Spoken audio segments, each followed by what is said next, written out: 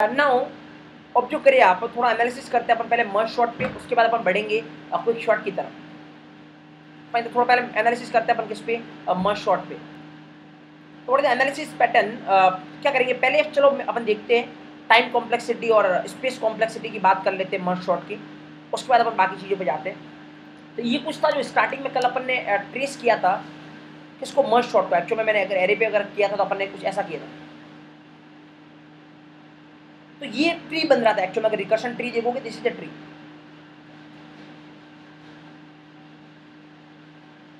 Fine, तो आप देखोगे यहाँ पे एक्चुअल में, यहाँ पे आप देखोगे तो कितने एक्चुअल में कितने लेवल है। तो ऑब्जर्व करोगे आप तो लेवल कितने हैं, it is log n. Height कितनी है इस ट्री की, लॉग एन। ये मिनिमम हाइट बाइनरी ट्री है। अब पढ़ेंगे ट्री टॉपिक, उसमें आपको क्लियर होगा कि minimum height log n q n all. But यहाँ पे आप देखोगे तो मिनिमम हाइट बाइनरी ट्री है। कितनी हाइट है इसकी, लॉग एन। आप निकाल सकते हो वैसे, अपने पास कितने एलिमेंट है, 8 एलिमेंट। कितने एलिमेंट है, 8 एलिमेंट। तो log 8 obviously log 2 base n, तो लॉग 2 बेस 8 की वैल्यू कितनी होती है अगर आप निकालोगे तो देख लो, log 2 बेस 8 की वैल्यू कितनी होती है, 8 मतलब 2 की पावर 3, तो log 2 बेस 2 की पावर 3 मतलब व्हाट इज द वैल्यू 3। मतलब हाइट कितनी है, 3। ऑब्वियसली हाइट 0 से काउंट होना स्टार्ट होती है, तो 0 1 2 3, 0 1 2 3, तो हाइट कितनी है, log n। बट है अगर आप 1 से काउंट करना स्टार्ट करते हो तो बड़ा इशू नहीं है, तो आप क्या बोलोगे, अगर आप 1 से स्टार्ट करना चाहोगे तो आप हाइट क्या बोलोगे, log n plus 1। Minimum height कितनी होती है, log n प्लस 1। इस तरीके से फर्क नहीं पड़ेगा, आपको पता है कि अपने को एक्चुअल में टाइम कॉम्प्लेक्सिटी से मतलब है, और अगर इसको देखोगे तो ये 1 1 सब इग्नोर हो जाएंगे, तो फर्क नहीं पड़ेगा आपको। जनरली जब हम ट्री की बात करेंगे तो मैं बताऊंगा आपको, हाइट जो होती है वो 0 से स्टार्ट होती है, 0 से मानी जाती है कि 0 से स्टार्ट हो रहा है, और जो लेवल होता है वो 1 से स्टार्ट होता है। तो लेवल की बात करोगे तो log n प्लस 1, हाइट की बात करोगे तो log n, उससे कोई खासा फर्क नहीं पड़ता अपनी एनालिसिस में, उससे कोई फर्क नहीं पड़ने वाला। आप ये माने बाइनरी ट्री, ये मिनिमम हाइट बाइनरी ट्री है, इसकी हाइट कितनी है, log n। ऑलरेडी आपको पता है, क्विक शॉट में सेम एनालिसिस अपन ने किया है। तो अगर इस ट्री से देखना है तो अपने को पता है इस लेवल पे कितने कंपैरिजन होंगे, n कंपैरिजन, इस लेवल पे n comparison, n comparison, n comparison, 8 8 8 8, तो कितने कंपैरिजन हो रहे हैं, n कंपैरिजन। तो कितनी बार n, log n बार n। तो what is the case, order of n log n, that is the time complexity. अगर आप कोड से फाइंड करते हो, अगर आप कोड से फाइंड करते हो order of n log n, that is complexity. Got it, yes. Order of n log n, that is time complexity for what, merge short। अब एक काम करते हैं अपन, तो ऑब्वियसली ऑलरेडी मैं कल बोल चुका हूँ, कोई एवरेज केस, बेस्ट केस और वर्स्ट केस नहीं होता मर्ज शॉट के लिए, क्योंकि हमेशा एरे मिडिल से डिवाइड होने वाला है। तो एक ही केस है हमेशा, हर केस में, हर सिनेरियो में इसकी कॉम्प्लेक्सिटी क्या है, order of n log n, that is the time complexity of merge shot in every scenario. Fine, okay. तो मैं ये शेयर कर देता हूँ आपके साथ, order of n log n। अब सवाल ये आता है, एक और चीज पे मैं फोकस करता हूँ यहाँ पे, पता किस पे, स्पेस कॉम्प्लेक्सिटी पे। थोड़ा देखते हैं अपन स्पेस कॉम्प्लेक्सिटी की तरफ। पता है ऑलरेडी आपको पता है कि जब ये रिकर्शन चलता है, जैसे रिकर्शन हो रहा है, तो बैकग्राउंड में क्या होता है, यूज स्टैक यूज होता है। फाइन, तो अगर आप देखोगे स्टैक कितनी साइज का बनेगा, अगर आप देखोगे स्टैक कितनी साइज का बनेगा, मैं ये भी आपको जज करने का तरीका बताता हूँ। एक्चुअली पता है गाइस, मैक्सिमम साइज कितनी होती है स्टैक की, मतलब मैक्सिमम एक्टिव एलिमेंट कितने होंगे स्टैक में, अगर आप देखोगे ना तो मैक्सिमम एक्टिव एलिमेंट कितने होने वाले हैं, जितने लेवल है एक्चुअल में, हाइट बोलो लेवल बोलो, मतलब 1 2 3 और 4। तो मैक्सिमम स्टैक में कितनी एंट्री होने वाली, 4 एंट्री। आपको पता है, जैसे सपोज करो ये हर एक कॉल होता तो स्टैक में एक एंट्री जाती है। अब स्टैक बनाना मैंने बंद कर दिया, इसका मतलब ये नहीं कि रिकर्शन में स्टैक नहीं चल रहा है। स्टैक ऑब्वियसली रिकर्शन स्टैक के बिना इंप्लीमेंट होता नहीं, इंटरनली स्टैक चलता, आपको पता है। तो ये पहला कॉल हो रहा है, लेट्स से ये फर्स्ट कॉल है, एक एंट्री जाएगी फर्स्ट। उसका सेकंड कॉल कौन सा हुआ, ये वाला, सेकंड कॉल ये वाला, एक एंट्री जाएगी सेकंड की। उसका थर्ड कॉल कौन सा होगा, ये वाला, तो एक एंट्री जाएगी थर्ड की। उसका फोर्थ कॉल कौन सा होगा, ये वाला, एंट्री जाएगी फोर्थ। उसके बाद फोर्थ वाला खत्म, तो इसकी एंट्री हट जाएगी। नेक्स्ट कॉल कौन सा होगा, ये वाला, तो ये वाला फिफ्थ वाला, ये फिफ्थ है। नेक्स्ट कॉल कौन सा होगा, फिर ये खत्म तो फिफ्थ की भी एंट्री हट जाएगी। फिर ये 3 वाला खत्म, 3 की भी एंट्री हट जाएगी। नेक्स्ट कॉल कौन सा होगा, फिर इसका कौन सा बच रहा है, ये वाला, तो ये जो भी कॉल होगा। तो आप देखोगे कभी भी 4 से बाहर नहीं जाने वाला, एक पुराने हट जाएंगे तब नए आएंगे। तो मैक्सिमम एंट्री स्टैक में कितनी होगी, 4 ही होगी। मैक्सिमम एंट्री स्टैक में कितनी होगी, 4। 4 मतलब what is the thing, height of binary tree again. So maximum space complexity की अगर मैं बात करूं, अगर स्टैक की, ओनली स्टैक की बात कर रहा हूं मैं, तो ये कितनी होगी, ऑर्डर ऑफ लॉग एन, या डायरेक्ट मैं अभी ऑर्डर छोड़ो, मैं डायरेक्ट बोलता हूँ लॉग एन। ऑर्डर हम बात करेंगे, लॉग एन क्या होगी, लॉग एन। स्टैक की बात कर रहा हूँ, ओनली स्टैक की, जो इंटरनल स्टैक चाहिए ना उसकी बात कर रहा हूँ। फाइन, तो स्टैक मैक्सिमम एंट्री कितनी होगी, जितना हाइट होगी इस बाइनरी ट्री की, जो हम रिकर्शन ट्री ड्रॉ करेंगे ना, उसकी जितनी हाइट होगी स्टैक में मैक्सिमम एंट्री उतनी होगी, तो लॉग एन। फाइन, तो ये तो हो गई लॉग एन किसकी वजह से, स्टैक की वजह से। जो इंटरनली मर्ज सॉर्ट अपन ने रिकर्सिव किया वो स्टैक यूज कर रहा है, तो लॉग एन स्पेस चाहिएगा स्टैक के लिए, स्टैक का maximum space log n. Fine, अब बात करते हैं मर्ज सॉर्ट में अपन ने एक, आपको पता हो तो एक एरे भी लिया है। अपन ने क्या लिया, एक एरे भी लिया मर्ज सॉर्ट में। If you remember this thing then we took an array. यहाँ पे देखो एक एरे लिया अपन ने, किस साइज का अपन ने एरे लिया, ये नया एरे लिया अपन ने। किस साइज का एरे लिया है, जितने अपने पास एलिमेंट है, कितने एलिमेंट है अपने पास, जैसे 8 एलिमेंट है, 8 एलिमेंट, तो अपन ने कितनी साइज का एरे लिया है, 8 एलिमेंट। क्योंकि मैंने बोला है मर्ज सॉर्ट मतलब आपको मर्ज करना पड़ेगा दो एरे को सिंगल एरे में, और विदाउट एक्स्ट्रा एरे आप ये काम नहीं कर सकते। तो अपन एक एक्स्ट्रा एरे लेके चलते हैं मर्ज सॉर्ट में, किस साइज का, n साइज का, जितने एलिमेंट होते हैं उस साइज का। फाइन, तो अगर मैं स्पेस कॉम्प्लेक्सिटी की बात करूं, आप बहुत आराम से सुनना, लॉगिन तो किसकी वजह से लगेगा, स्टैक की वजह से, और प्लस n साइज का अपने को एक एक्स्ट्रा स्पेस और चाहिए, n साइज का एरे और चाहिए, मतलब n एक्स्ट्रा स्पेस और चाहिए, n जितने नंबर ऑफ एलिमेंट है। तो एक्स्ट्रा स्पेस कितना हो गया, और एक अपना ओरिजिनल एरे की एलिमेंट, अगर पूरे थ्रू आउट पूरी मेमोरी की बात करूं मैं, एक ओरिजिनल एरे तो ऑलरेडी था, ओरिजिनल एरे की कितनी साइज थी, n, एक एक्स्ट्रा एरे अपन ने लिया उसकी कितनी साइज है, n, और जो ये रिकर्शन चल रहा है उसकी वजह से स्टैक की साइज log n, और टोटल अगर कंजम्पशन देखोगे तो कितना होगा, 2n प्लस log n। बाकी वेरिएबल को मैं इंक्लूड नहीं कर रहा हूँ, ऑब्वियसली वेरिएबल के लिए भी स्पेस लगेगा एंड ऑल, बट मैं वेरिएबल को इंक्लूड नहीं कर रहा हूँ, वो नेग्लिजिबल है। फाइन, तो एक्स्ट्रा स्पेस कितना चाहिए इसको, ऑब्वियसली n तो सबको ही चाहिए, ओरिजिनल एरे तो चाहिए ही सही, उसी को तो सॉर्ट करवाना है, तो ये तो कंसीडर नहीं करना है। तो एक्स्ट्रा स्पेस कितना चाहिए, व्हाट अबाउट एक्स्ट्रा स्पेस, तो एक्स्ट्रा स्पेस चाहिए कितना, n plus log n, n plus log n। और गाइस इस log n को आप इग्नोर कर सकते हो एक्चुअल में, और वैसे भी अगर मैं बोलूँ यहाँ से डिग्री लेनी है तो मैक्सिमम कौन सा, n, तो स्पेस कॉम्प्लेक्सिटी कितनी होगी, order of n, space complexity कितनी होगी, ऑर्डर ऑफ n। तो मर्ज सॉर्ट की स्पेस कॉम्प्लेक्सिटी कितनी होती है, ऑर्डर ऑफ n, मतलब इतना इसको एक्स्ट्रा स्पेस चाहिए। डिग्री लोगे तो log n इग्नोर हो जाएगा। वैसे भी मैं आपको एग्जांपल देता हूँ, log n बहुत छोटा होता है गाइस। सपोज करो अगर 1028 साइज का एरे है, मतलब आपका n कितना है, 1028, मतलब इतने एलिमेंट है मान लो, तो log n की वैल्यू कितनी होगी, इतने एलिमेंट है, log n की वैल्यू कितनी होगी, log 2 बेस 1028। आदि 1028 क्या होता है, 2 की पावर 10, तो log 2 बेस 2 की पावर 10 कितना होगा, 10। मतलब अगर इतने एलिमेंट होंगे ना तो आपको बस खाली 10 साइज का एक स्टैक चाहिए, सफिशिएंट, 10 साइज का एक स्टैक चाहिएगा, दैट इज सफिशिएंट। तो log n is not a big deal, इतने एलिमेंट पे खाली 10 साइज का, तो stack is not a big deal.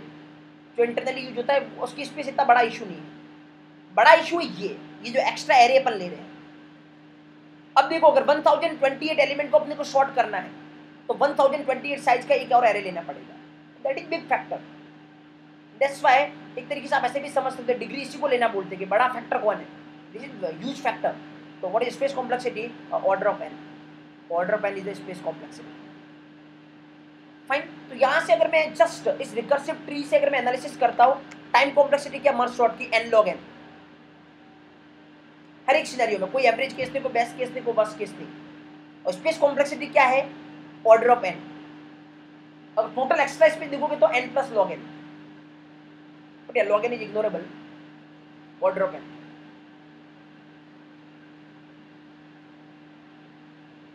Got it? Yes, this is what space complexity of mass sort। एक बार फास्टली गाइस, एनी डाउट, कोई doubt किसी को?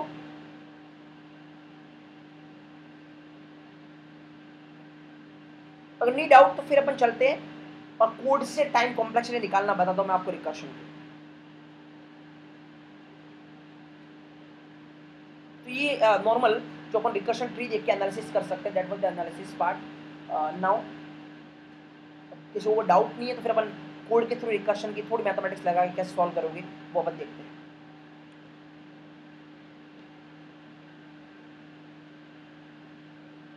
I think it's fine, okay that's good. देखते हैं अपन यहाँ पे नेक्स्ट थिंग। ओके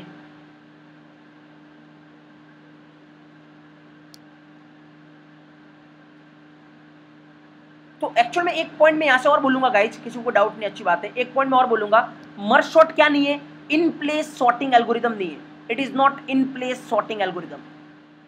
अब सवाल ये किसको बोलते हैं इन प्लेस सॉर्टिंग एल्गोरिदम? ऐसी सॉर्टिंग एल्गोरिदम, कोई सॉर्टिंग एल्गोरिदम अगर एक्स्ट्रा स्पेस कंज्यूम करती है तो वो इन प्लेस सॉर्टिंग एल्गोरिदम नहीं है, that is not in place sorting algorithm.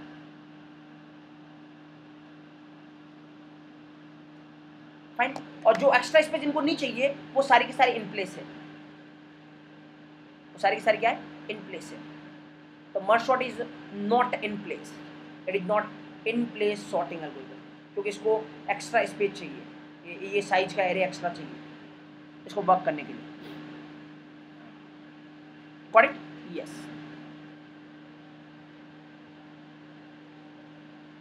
Fine, okay now बनाते हैं और इंपॉर्टेंट टर्म पे आता हूँ मैं, एक बहुत आराम से, बहुत कंसंट्रेशन के साथ इसको देखिए आप कि कोड से रिकर्शन की टाइम कॉम्प्लेक्सिटी कैसे फैच कर सकते हो।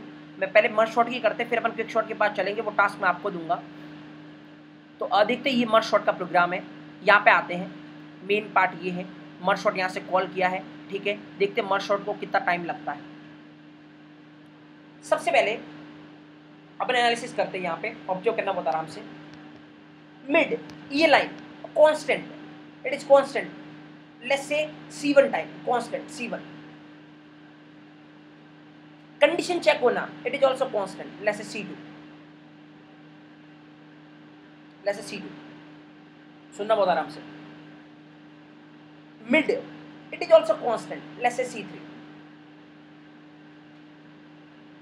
नो सवाल आता है इन तीनों पे, नो ऑब्वियसली डिपेंड यहीं पे करेगा, ऑब्जर्व करें।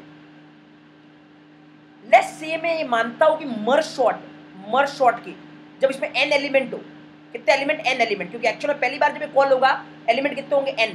जब n एलिमेंट हो तो मैं मानता हूं मर्ज शॉट जो फंक्शन है उसके टाइम कॉम्प्लेक्सिटी कितनी है, t of n।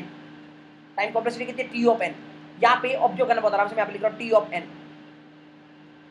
What is t मतलब टाइम कॉम्प्लेक्सिटी, n मतलब जब n एलिमेंट है, n एलिमेंट है इसकी टाइम कॉम्प्लेक्सिटी कितनी है, t ऑफ n।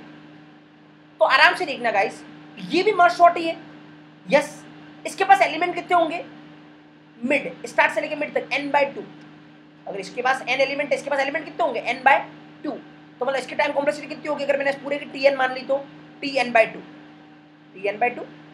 इसकी कॉम्प्लेक्सिटी कितनी होगी, ऑब्वियसली ये भी, इसके पास में कितने एलिमेंट हो गए, आधे, मिड प्लस 1 से n तक, इसकी भी कॉम्प्लेक्सिटी कितनी, tn/2।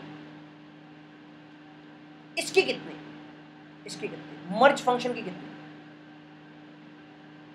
ये अपन निकाल के आते हैं। ये बात चलते मर्ज फंक्शन के पास, मर्ज फंक्शन की कितनी है वो अपन निकाल के आते हैं। तो एक बार मर्ज फंक्शन की कितनी ये अपन निकालते हैं, फास्ट के ऊपर चलते हैं अपन एक बार। दिक्कत ये है कि ये साथ साथ आएगा, तो ठीक है मैं इसको वापस लिख दूंगा, तो आपको डाउट नहीं होना चाहिए उस टाइम, ठीक है मैं इसको वापस लिख दूंगा। पहले अपन इसकी देख के आते हैं किसके, मर्ज फंक्शन की, वापस लिख लेंगे इसको, मर्ज फंक्शन की देखते हैं अपन। What is the time complexity of this merge function, observe. चलो अपन इसको अच्छे से ऑब्जर्व करते हैं। देखिए अपन यहाँ पे ये क्या है, कांस्टेंट, लेट्स से C1। ये लूप की कंडीशन, ये भी मान लो कांस्टेंट है C2। अब लूप के अंदर लेट्स से ये कितनी बार चल रहा है, n बार चल रहा है। अब तो ये मान लो n बार चल रहा है, n बार। तो ये पूरे स्टेटमेंट को मानता हूँ C3, तो what is the complexity, C3n, ठीक है, यस। वैसे n बार चल रहा है C3n, वैसे n बार नहीं चलेगा, आपको भी पता है, n/2 टाइम चलेगा ऑल, क्योंकि आपको पता है ये कैसे काम कर रहा है, दो एरे के पार्ट से उसको मर्ज करना है एक्चुअल में, तो n बार नहीं चलेगा लूप। बट आप तो मान लो n, क्योंकि n/2 हो, n/4 हो, उससे फर्क तो पड़ना है नहीं। तो अब फालतू में दिमाग लगाने का कोई मतलब है नहीं, आप तो माने एन, एन का रूल तो आएगा, इतना तो फिक्स है। लूप चल रहा है तो एन का रूल तो आएगा, वो या भले n/2 आए, n/4 आए, n/6 आए, उससे कोई फर्क नहीं पड़ेगा, तो इतना दिमाग लगाना ही क्यों। N fine. और इन दोनों में से कहीं एक ही लूप चलेगा, ये मेरे को बताने की रिक्वायरमेंट नहीं है, कल अपन इस पर बहुत डिस्कस कर चुके हैं। लेस से जो भी चलेगा इन दोनों में से, वो भी आपको पता 2-3 बार मैक्सिमम या इतना बार, बट मानो कि n बार, अब मान लो कोई फर्क नहीं पड़ रहा, तो दोनों में से जो भी है मैं मानता हूँ C4n n बार, और ये लूप n बार चलेगा ऑब्वियसली, तो लेस से C5n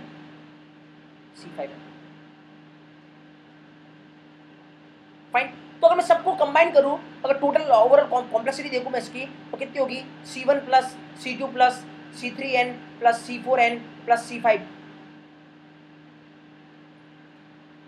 फाइन। तो अगर मैं इसका कॉमन लू एंड ऑल, तो क्या बनेगा ये C3 plus C4 into n plus C1 plus C2 plus C5, और इसको मैं ऐसे लिख सकता हूँ, लेट्स से ये नया एक और नया कांस्टेंट है, ये an है, या एक नया कांस्टेंट है, C3 और C4 मिला के C बन गया, वैसे C कांस्टेंट, तो Cn प्लस ये मान लो कुछ भी ये कांस्टेंट मान लो, ये C मान लो, और इसको मान लो कुछ भी, तो कुछ भी मान लो, कोई फर्क नहीं पड़ रहा है उसका।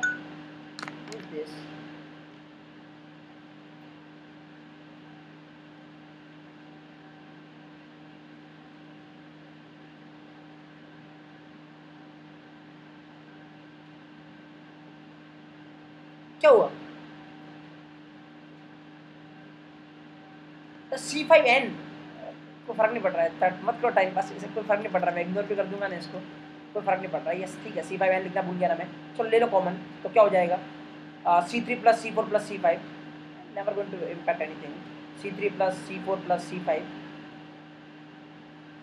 ठीक है, और यहाँ से हटा दो C5 को, चलो ठीक है, ये कितना हो गया, लेट्स से एक नया कांस्टेंट है तीनों मिलके, क्या C, तो Cn प्लस ये नया कांस्टेंट है, मान लो तीनों मिलके कुछ ही मान लो, लेट्स से मान लो इसको C1, दोनों को मिला के, C1 ऑलरेडी है, तुम कंफ्यूज नहीं हो, आप इसको D मान लो, कुछ ही मान लो, दिस इज कांस्टेंट,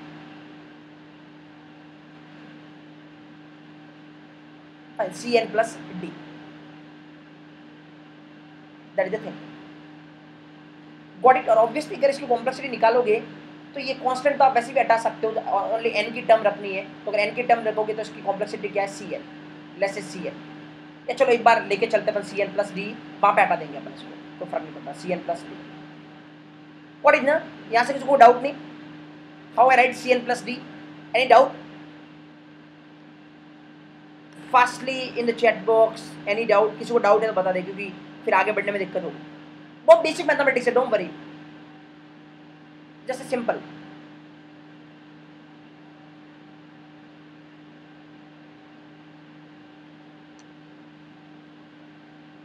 इसको फिर से बताने लायक तो मुझे लगता है इसमें कुछ है, बट इसलिए आप बोल रहे हो, ये मान लो C1, ये C2, ये मान लो ये पूरा स्टेटमेंट में एक ही मान रहा हूँ, कितना है, ये C3 है मान लो स्टेटमेंट, तो स्टेटमेंट कितनी बार चलेगा, जितनी बार लूप चलेगा, तो मुझे दिमाग नहीं लगाना है n/2 या n/4 चलेगा, कोई फर्क नहीं पड़ता उससे, मैं बोलता हूँ ये n बार चलेगा, तो C3 स्टेटमेंट कितनी बार चलेगा, n बार, तो C3n, लेट्स से ये अंदर वाला स्टेटमेंट इसको मैंने C4 माना, इसको C4, तो ये कितनी बार चलेगा, इन दोनों में से एक ही चलेगा, मेरे को पता है, दोनों लूप तो नहीं चलेंगे, दोनों में से एक ही चलेगा, तो जो चलेगा उसको मैंने C4 मान लिया, तो कितनी बार चलेगा, लेट्स से n बार चलेगा, तो C4 कितनी बार चलेगा, n बार, और इस स्टेटमेंट को मैंने मान लिया C5, ये कितनी बार चलेगा, कितनी बार लूप चलेगा, लेट्स से लूप n बार चलेगा, C5n, तो C1 plus C2 plus C3n plus C4n plus C5n, और ये एक्चुअल में कुछ भी तीनों मिला के मैंने एक नया कांस्टेंट मान लिया, दैट इज C, और दोनों को मिला के मैंने एक नया कांस्टेंट मान लिया, दैट इज D, n है C, तो Cn plus D, this is the form.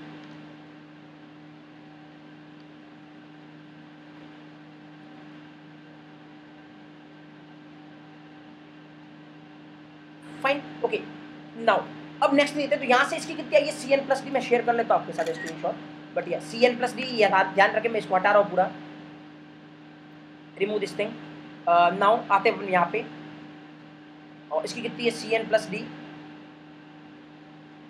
इसकी कितनी है Tn/2, इसकी कितनी है Tn/2, कुछ भी कांस्टेंट था इसकी, अपन ने कुछ भी कांस्टेंट मानी थी, let's say C3, C2, C1 इसकी क्या थी Tn, मैं यहाँ पे लिख रहा हूँ, ऑब्जर्व करें Tn इक्वल टू इस पूरे की टाइम कॉम्प्लेक्सिटी क्या होगी, सबकी ऐड कर दो ऐड, क्या होगा ऐड करने पे ऑब्वियसली ये देखो C1 C2 C3 तीनों कांस्टेंट है, एक D कांस्टेंट है, चारों कांस्टेंट है, ये चारों क्या है कांस्टेंट, चारों के चारों कांस्टेंट है। तो वैसे भी कांस्टेंट रखने का कोई फायदा नहीं, मैं चारों को हटा रहा हूं, मैं। तो क्या बचेगा, जो n की टर्म है ओनली मैं वो लिखता हूं, तो Tn/2 plus Tn/2 plus Cn, ये बन गई इक्वेशन। Yes fine. यहां तक कोई डाउट किसी को, लास्ट में मत बोलना, से पूरा रिपीट कर दो, दैट विल नॉट पॉसिबल, और मैं वो नहीं करने वाला। तो मैं एक स्टेप पे पूछ रहा हूँ, अगर डाउट है तो यही पे बोलो। Any doubt? बड़ा डाउट है तो मैं बोल चुका हूँ, डाउट लिख के पोस्ट करें। जब अब आगे फ्लो स्टार्ट हो गया, मैं ये रिमूव कर दूंगा, फिर आप पूछोगे इनमें क्या था, दैट्स नॉट पॉसिबल। तो पहले डाउट लिख ले ताकि मैं वेट करूँ आपका।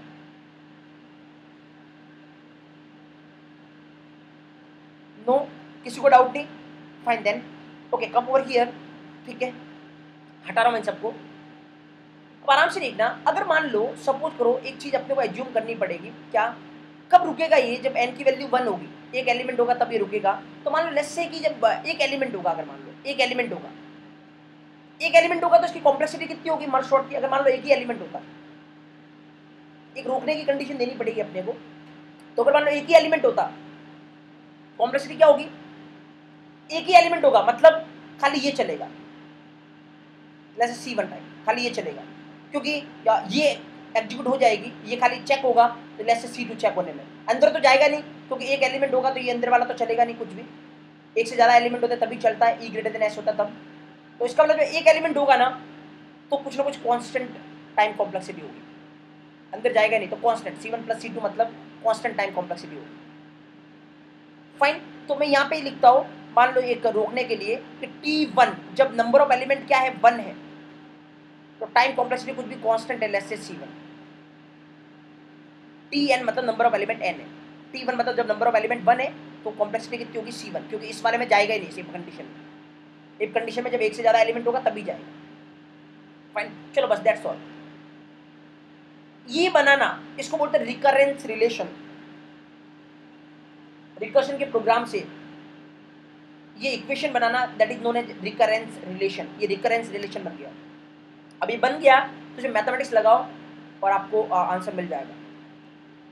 क्या मैथमेटिक्स लगानी है, चलो हम फॉलो करते हैं मैथमेटिक्स। तो पहले तो मैं इसको थोड़ा सिंप्लीफाई कर देता हूँ। तो Tn equal to 2Tn/2, Tn/2 plus Tn/2 कितना हो गया, 2Tn/2 plus Cn, that is the equation. Yes, ये इक्वेशन ओरिजिनल। भाई काम करो, इस इक्वेशन से Tn/2 की वैल्यू फाइंड करो। किसकी, Tn/2 की वैल्यू फाइंड करो। कैसे फाइंड कर सकते हैं, ये इक्वेशन नंबर 1 है, ऑब्जर्व करना।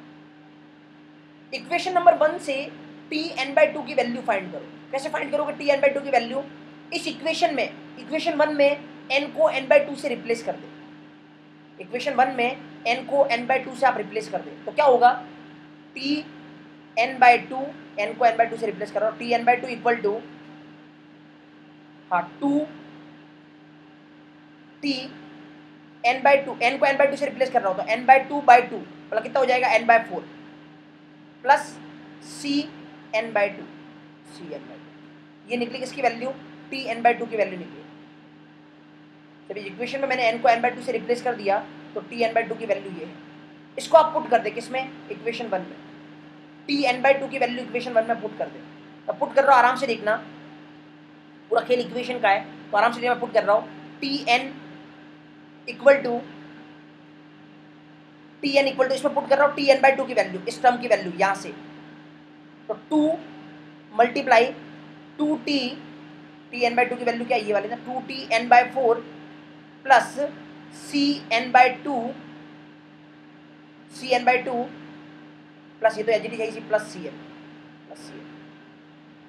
सिंप्लीफाई कर दे इस इक्वेशन को, सिंप्लीफाई करोगे तो क्या बनेगा, Tn इक्वल टू 2 से मल्टीप्लाई करोगे क्या बनेगा 4t(n/4)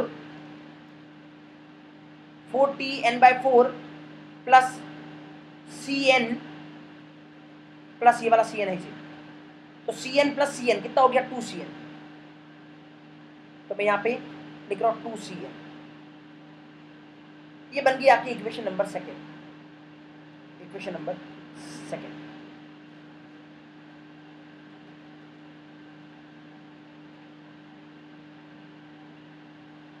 यहां तक किसको डाउट ये इक्वेशन फर्स्ट क्या है इक्वेशन सेकेंड क्या है, किसको doubt? Anyone having any kind of doubt? Equation 1 क्या है, इक्वेशन 2 क्या है, कहां से लाई मैंने ये इक्वेशन? बहुत ही बेसिक मैथमेटिक्स है, n को n/2 रख रहे हैं।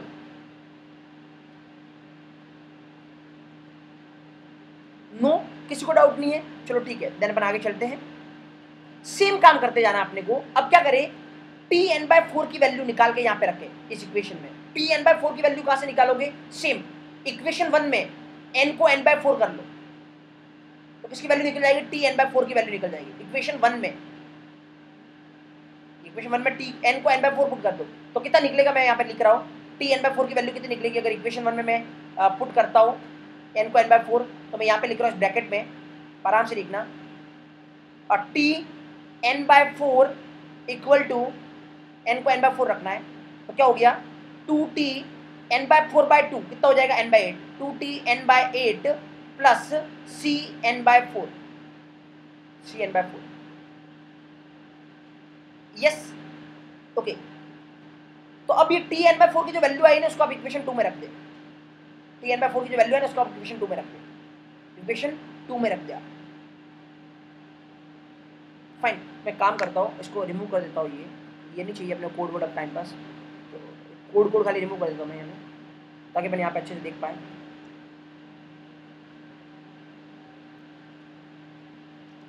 ठीक है, तो मैं इसमें पुट कर रहा हूँ इक्वेशन 2 में वैल्यू, तो क्या आएगा यहाँ पे मैं लिख रहा हूँ इक्वेशन 2 में अगर tn/4 की वैल्यू पुट करूँ तो क्या आएगा, tn इक्वल टू 4, tn/4 की वैल्यू पुट कर रहा हूँ तो कितनी है 2t n/8 plus cn/4 plus ये 2cn है इसी। सॉल्व करते हैं इसको अपन, कितना आएगा मैं इधर लिख रहा हूँ, सॉल्व करने से क्या आएगा अपने पास, यस, तो प्लस से इसको क्या आएगा सॉल्व करने से, tn इक्वल टू, यस, इसको अगर मैं सिंप्लीफाई करूँ तो कितना आएगा, ये हो जाएगा 8t n/8, 8t n/8 plus 4 से 4 कैंसिल तो ये cn, तो प्लस cn और प्लस 2cn है इसी, 2cn है इसी, तो cn प्लस 2cn कितना हो गया 3cn, तो मैं यहाँ पे 3cn कर देता हूँ,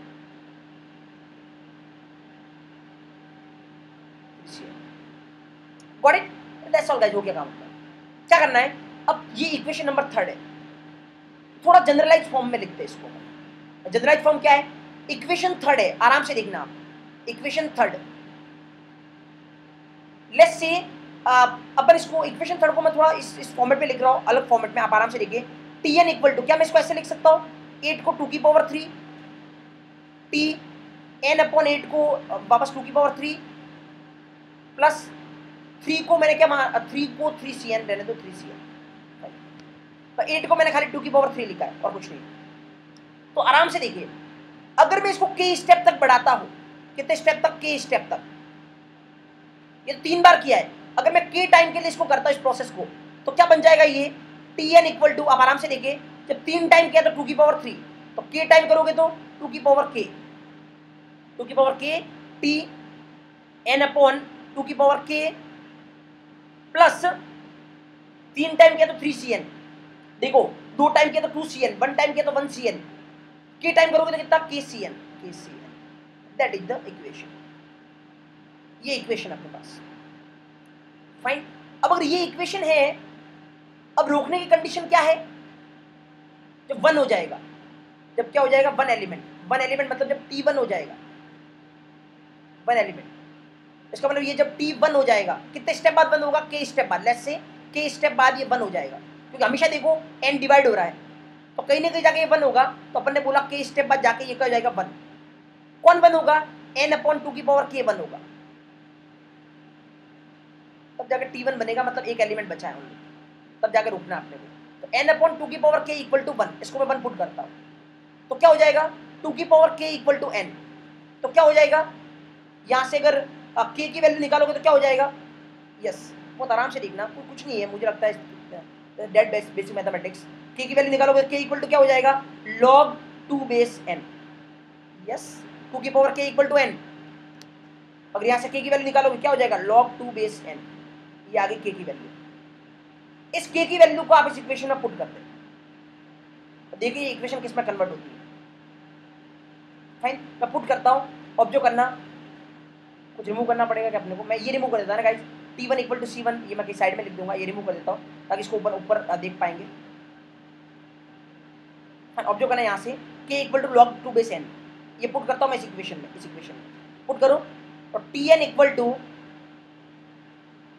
2 log 2 बेस n, k की value t n upon 2 log 2 base n, k की value plus k c N, मैं यहाँ पे लिख रहा हूँ k की वैल्यू क्या, log 2 बेस n, तो log 2 base n c n, log 2 base n c n. ठीक है, सॉल्व करते हैं अपन इसको। हाँ, आप log की प्रॉपर्टी अगर जानते हो, बहुत बेसिक प्रॉपर्टी होती है, अगर ऐसे पावर में आए और बेस सेम हो तो इसकी वैल्यू क्या होती है, सीधी ये वाली, तो 2 की power log 2 base n, value क्या होगी इसकी n,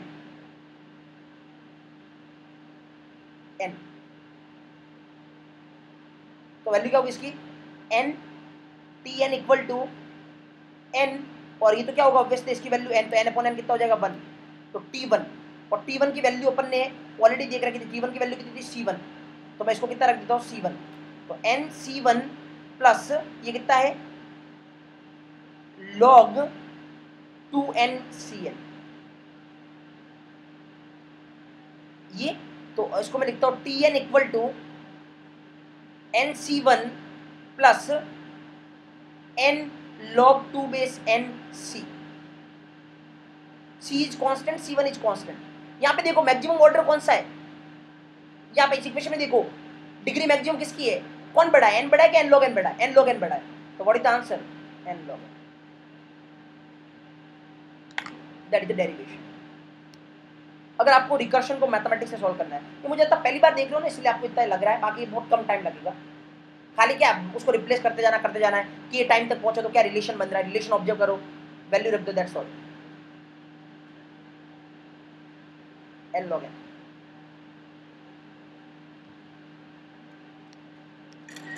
Fine, that's how you can calculate complexity of recursion from code। आप कोड से रिकर्शन की कॉम्प्लेक्सिटी, रिकर्सिव प्रोग्राम की कॉम्प्लेक्सिटी आप कैलकुलेट कर सकते हो। I think it is that easy, बहुत सिंपल है। मुझे लगता है वो मैथमेटिक्स का नॉलेज चाहिए आपको, नॉलेज बहुत बेसिक काम कर रहा था। ये बताए फास्टली कितने लोगों को पता चल गया टोटली, फास्टली का बताए मेरे को, how it will film totally comfortable. Otherwise skip कर सकते हो, बाइनरी ट्री से निकाल सकते हो, बट टीयर 1 में पूछा जा सकता है आपसे रिकर्शन की कॉम्प्लेक्सिटी कोड से कैसे निकालोगे।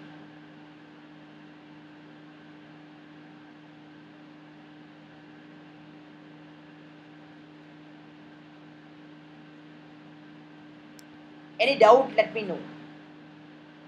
अब मेरी तो मैथ बैकग्राउंड से हो नहीं हो उससे फर्क मुझे लगता पड़ता है।